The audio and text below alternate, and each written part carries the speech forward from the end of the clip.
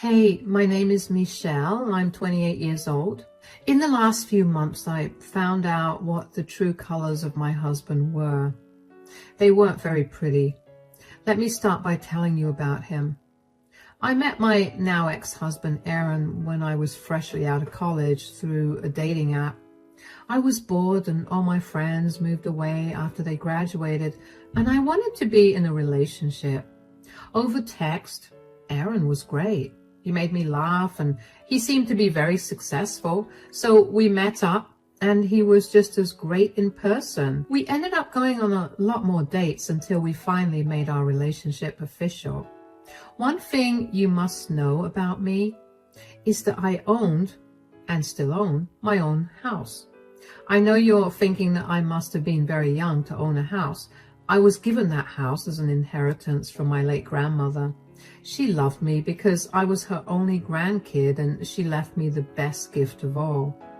Anyway, another thing you should know is that Aaron is 3 years older than me, so you'd expect him to have a better handle on his life than I did, right?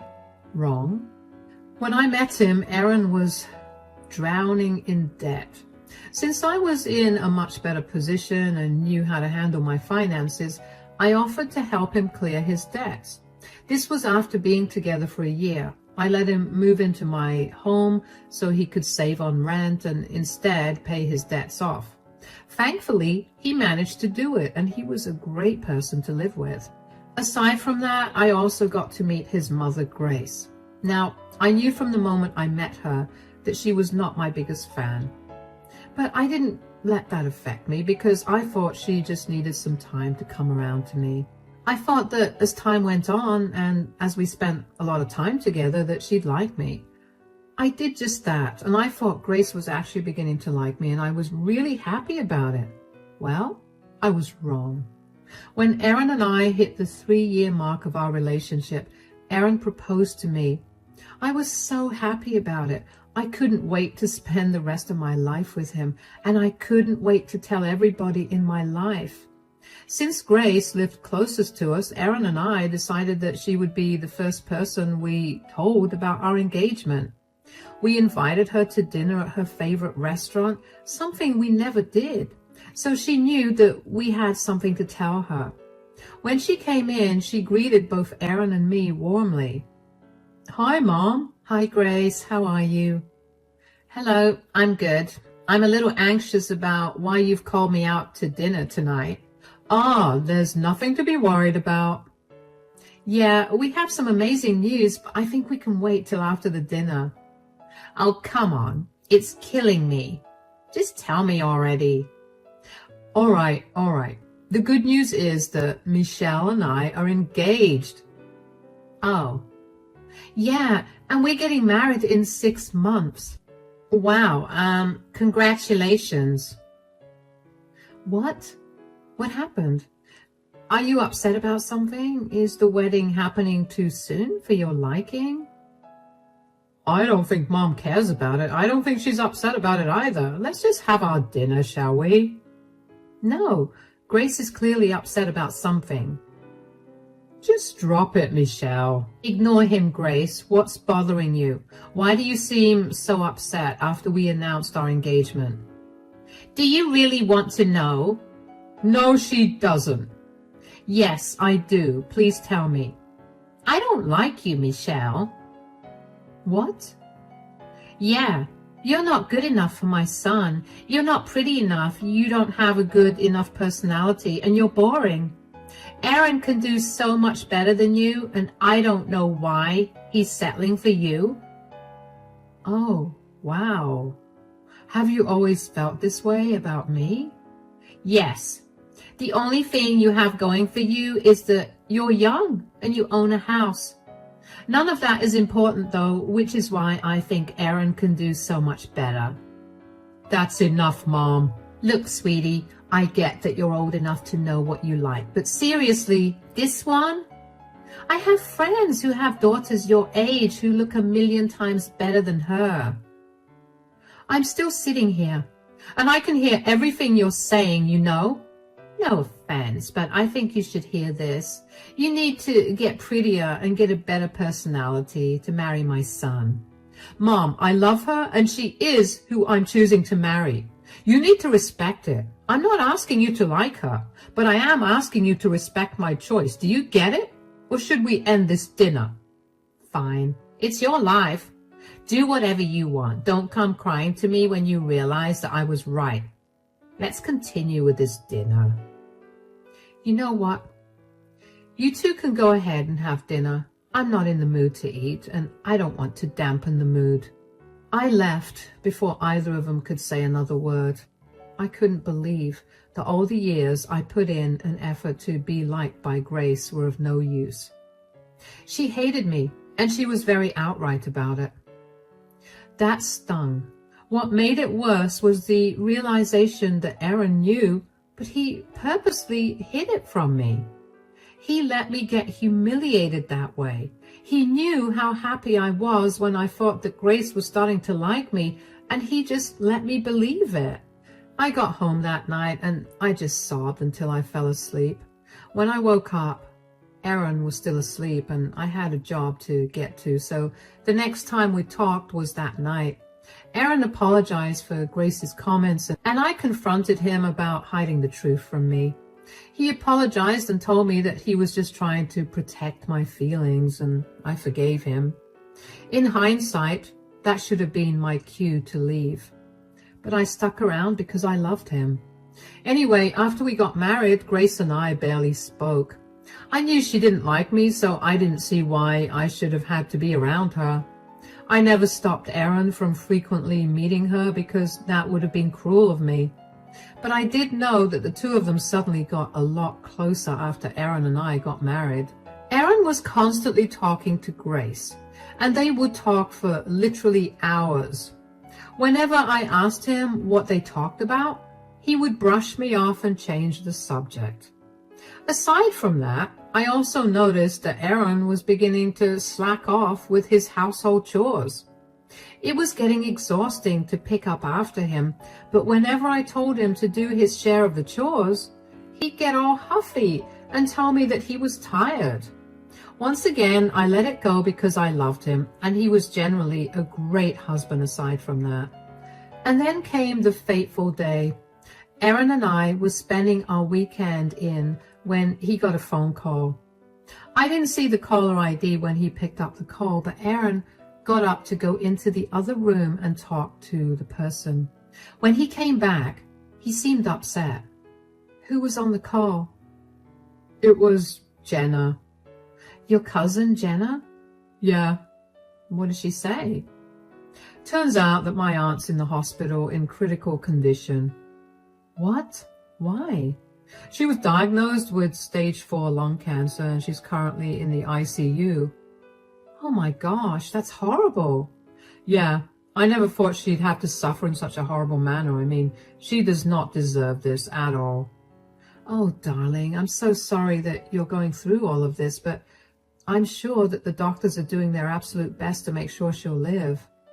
I know, I didn't speak too much about her, but I really did enjoy her company. Spending my summers at her place while growing up was the only thing I looked forward to every year, even more than Christmas. She must have been an amazing woman, and she will continue to be. I'm sure that she'll pull through. It just feels so impossible. Jenna was hysterical on the phone. She told me that there's very little chance of my aunt surviving. Do you have something that you want to do in mind? Something that will help you feel a little better? I don't know. Nothing's making sense in my head right now. Everything feels so fuzzy and weird. I get that. Being in the unknown about an important situation is a very uneasy feeling.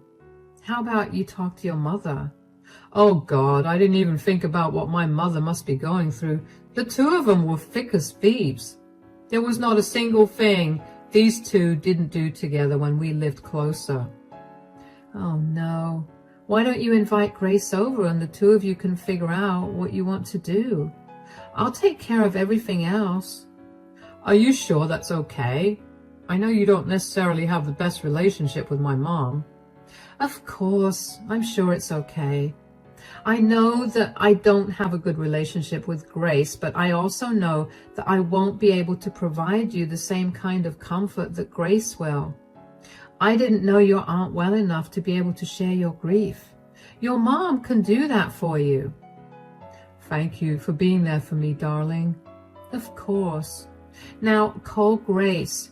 If she needs me to pick her up, I'll do that too. Just because Grace and I didn't have a great relationship, I didn't see why I had to be a monster towards her, so I let her stay with us. I picked her up and helped her settle into our place. I didn't know much about Erin's aunt, Jane, but I knew that she was very loved by both Grace and Erin because they both seemed hollow after they heard the news. On the first 2 nights of Grace staying with us, I left Grace and Erin alone. The two of them kept to themselves and barely spoke when I was around. At night, they'd spend hours talking in Erin's office. I thought that they were trying to figure out what they wanted to do, and also talking about how they would deal with things if Aunt Jane's health went south. So I let them have their space. The next night, over dinner, I decided to break the silence and ask them if they had made any plans. So, have you guys decided on what you want to do? I think we have, Erin. Yeah, Mom and I have decided that we should fly out to see my aunt and be with our family. All right, when are we leaving?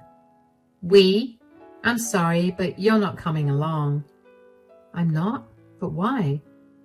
Because we want this to be a family thing. I'm part of your family too. I'm your son's wife. Yes, you are family, but this is a bit different, you know. How is it different? You're not very close with the rest of my family, and we just want it to be a very close family kind of thing. Besides, you don't even know my sister that well, and I doubt she'd want a stranger by her side when she's going through something this intense. Oh, all right. Is there anything I can help you guys out with? I'm good, but thank you for offering.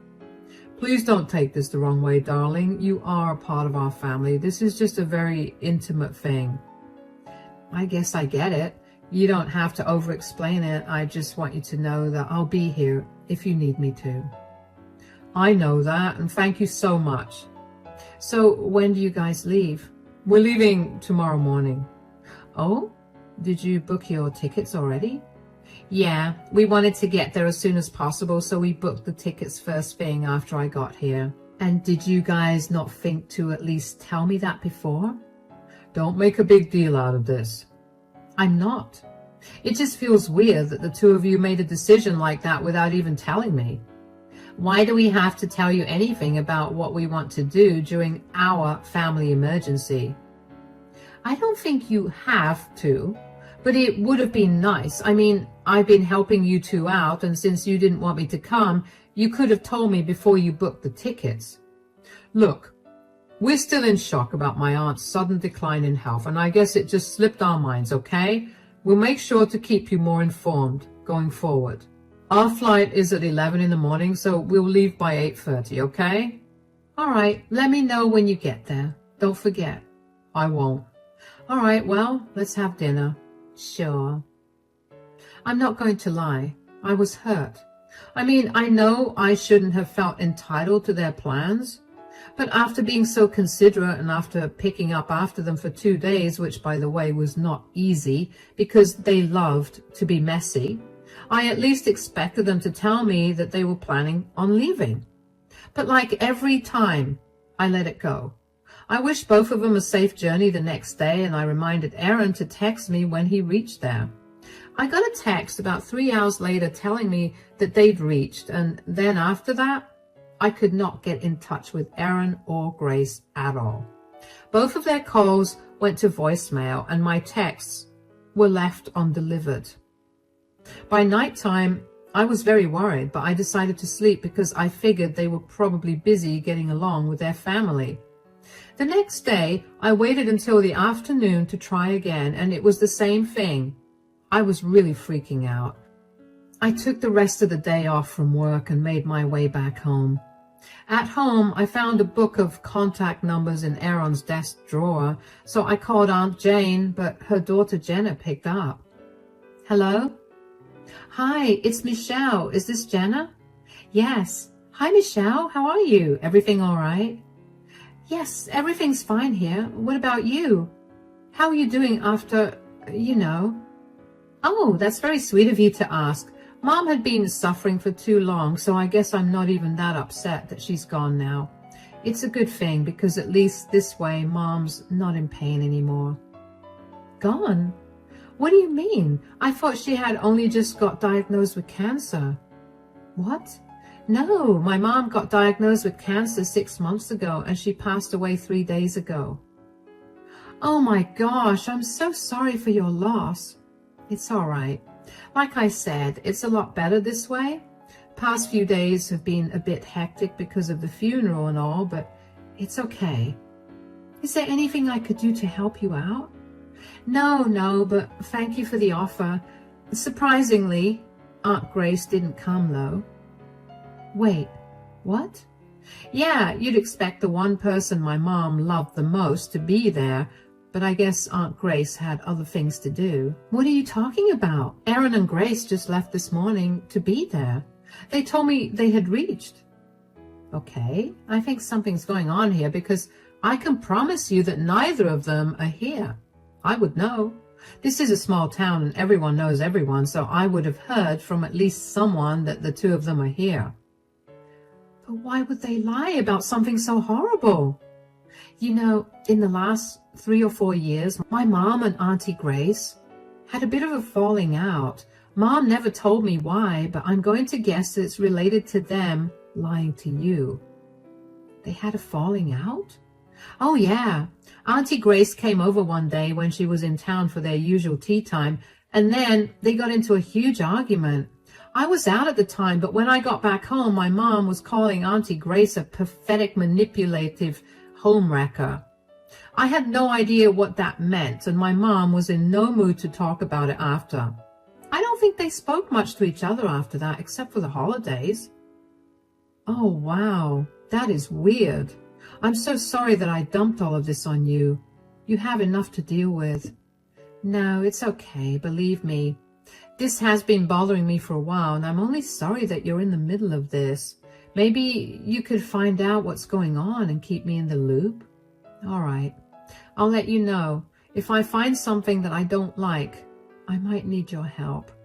Of course. I'm only one phone call away. Thank you. Take care then. I was shaking. I don't know with what emotion because I was overwhelmed with anger, confusion, betrayal, and a host of other explosive emotions.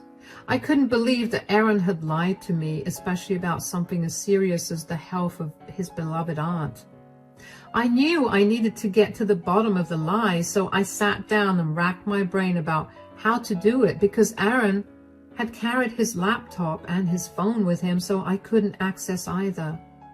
But then I remembered Aaron's iPad. It had all the information that his laptop and phone had, and he left it at home. I ran to his office and pulled out his iPad. My fingerprint was logged into the iPad, so it was easy for me to unlock it and access his passwords for various things. After going through his messages, I found texts between Grace and Aaron where they talked a lot of smack about me. That dated to just 4 months after Aaron and I got married. Apparently, everything I did or said annoyed him. That was very hurtful to read because for the last 2 years, he had always told me how he was the luckiest man in the world to have found me. He would tell me every day how much he loved me, and he always did the sweetest things for me without me ever having asked him. Was that all just a lie? After that, I looked through his credit card transactions and found tickets to Los Angeles. Now, I don't know about you, but California and Pennsylvania are not close at all. There was something else happening here and I needed to find out more. So I went through his messages with Grace again and found nothing. I decided to go through his socials and found his chats with one of his online gamer friends. There, he outlined his upcoming trip with his mother, where she was setting him up with her friend's hot daughters, so he could finally date someone attractive. Apparently, this friend didn't know he was married because he seemed excited for Aaron. Finding this out was more devastating than reading the chats between Grace and Aaron. I couldn't believe what I found. My entire marriage was a lie. I couldn't function after I found out all of that. I think that was the closest I got to being in a state of catatonia. I don't know how or when, but the rest of the day passed. The next morning, when I woke up, I decided I was not going to wallow in my grief. Instead, I was going to take revenge and teach both of them a lesson for being so disgusting. The very first thing I did was file for a divorce. Next thing I did was find the recording of Aaron telling me that his aunt was in critical condition at the hospital. I had security cameras all over my house because I was a single lady living in a house, so I had them installed in the common areas as well for added protection. I also grabbed the clip of Aaron and Grace telling me that they were flying back home to be with their family. I then took screenshots of Aaron's chats with Grace and his gamer friend. I made a file of it all, and I sent it to Jenna. I called her after and explained what had happened, and she was furious, not only for me, but also that they would use her mother's name to help Aaron cheat. We figured that Grace must have told Auntie Jane that she planned to separate Aaron and me by setting him up with someone else, and that was why the two of them had a falling out. Anyway, Jenna sent the files containing the evidence of Aaron's and Grace's disgusting behavior to the rest of the family, who she was sure was going to disown both of them. I was not satisfied with that much. I went through Aaron's emails and found out that he had told his boss that he had a family emergency and had to take a few days off. His boss was gracious enough to give him a week off. I felt like it wasn't right for his boss to be lied to as well, so I wrote him an email that detailed the truth, and I attached the proof of Aaron's chat with his gamer friend as well. It didn't take long for his boss to reply and tell me that he was grateful to me for telling him the truth and that he would take strict action against Aaron. With that, I was satisfied with my revenge. All that was left to do was to wait for Aaron and Grace to come back. They came back 3 days later, and by then they had faced the results of the revenge I had executed against them. I knew that because they stormed into the house and Grace yelled at me. "You jerk! What have you done?" "Welcome back, guys. How's Auntie Jane?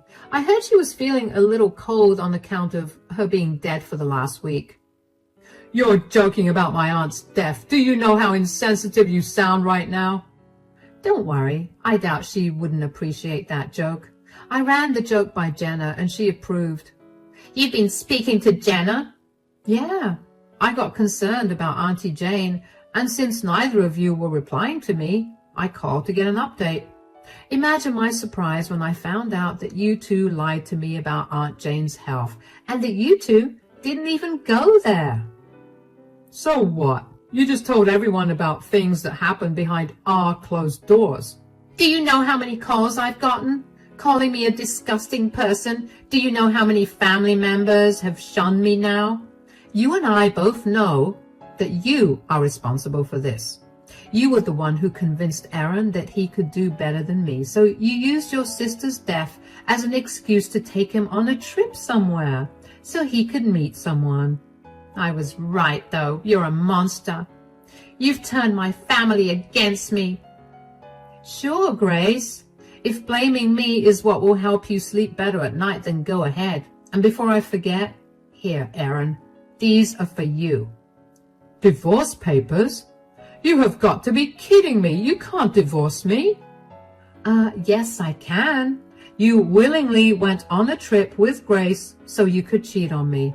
I don't want to be with someone like that." "No, I mean that I should be the one that hands you these papers. You cost me my job. I got fired because you couldn't keep your mouth shut." "I was only doing the right thing. I didn't think it was fair for your employer to be under the idea that you were experiencing a family emergency when in reality you were trying to cheat on me. That's just unfair and not a quality for a good employee to possess. How dare you ruin our lives this way? What is wrong with you? You can't ask me that question. You need to ask yourself that question. What about me? Was so bad that you had to convince Aaron to cheat on me, Grace? And Aaron, what about our relationship? Did it upset you so much that you agreed to cheat on me? And what made the both of you think that it was okay to use a close family member's name as an excuse for you to do something so disgusting? You are no one to talk to or question us about our morality. I think I am allowed to do that when both of you tried your best to hurt me in the worst way possible. But you know what you didn't count on? Me being vindictive and petty. So go ahead and enjoy your new life. Aaron, make sure you find a woman who'll be okay with being with a mama's boy who can't think without his mama's help. I've packed your things up. You can either leave or sleep on the couch. I don't want to spend another second looking at your face. You ruined my life and you have no remorse for it. You're a psychopath, says the cheater. Take your things and leave. To this day, I still don't understand how Aaron and Grace could think that I did them wrong when they were the ones who lied to me and used the name of a dead person to do it. But after that conversation, Aaron picked his things up in a huff and left. Grace sneered at me before she turned around and left too. Even though I wanted to change the locks to the house, I didn't want that to get in the way of the divorce, so I let it be. But Aaron didn't bother to reach out to me after that. The only way we communicated was through our lawyers. Other than the house, we had to divide the rest of our things. Aaron was not cooperative at all, and he fought for everything down to our snacks in the pantry. Yeah, Aaron thought it would be a better way to get back at me. I didn't mind it because I knew that it would hurt his pocket more than it would cause me mental anguish. But during the divorce, Jenna and I ended up talking a lot and we got very close. So even though my marriage ended badly, I still got a friend out of the whole ordeal. She told me that the rest of her family was very shocked by Grace and Aaron's behavior. Turns out the whole family had various issues with Grace and Aaron, but only remained close out of obligation because they knew that if they ostracized either of them, Auntie Jane would also leave because she would not leave her sister's side. This was the final straw for them, and they decided to never keep in contact with Grace and Aaron. Some of them even reached out to me to check on how I was doing, and I ended up also making some really good connections through the process. After the divorce, though, I'm learning to finally live life freely. I no longer have to deal with the anxiety of having someone blatantly dislike me for stupid reasons, and I didn't have to pick up after a man-child. I know that the divorce ate through almost all of Aaron's savings only because I knew how much he had saved. Aaron had at best another month to find a job, and in today's economy, I wondered how he'd accomplish that. Not my problem, though, and for now, I want to enjoy my newfound freedom. Thank you so much for listening to my story.